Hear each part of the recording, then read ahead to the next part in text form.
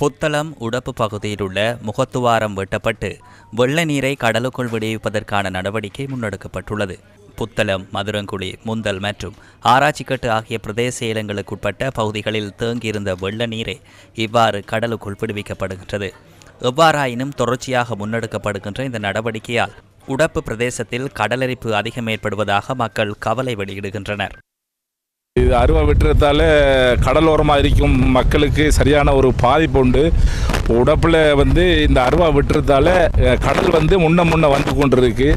ஒரு 250 மீட்டர் தூரத்தில் இந்த அருவா வெட்டுற கடல் இருந்தது.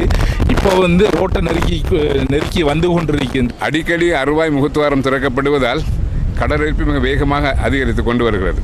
முன்பெல்லாம் இந்த பாலத்தில் இருந்து 250-300 மீட்டர்களுக்கு அப்பால் தான் கடலினுடைய எல்லை இருந்தது. ஆனால் தற்பொழுது பாலத்தையே நெருங்கி நிற்கின்ற ஒரு பயங்கரமான சூழ்நிலையை இது உருவாக்கி இருக்கிறது. இதேவேளை கம்பளை புப்புரச பிரதான வீதியில் கிரிமெட்டி பகுதியில் மரம் ஒன்று முறிந்து வீழ்ந்துள்ளது.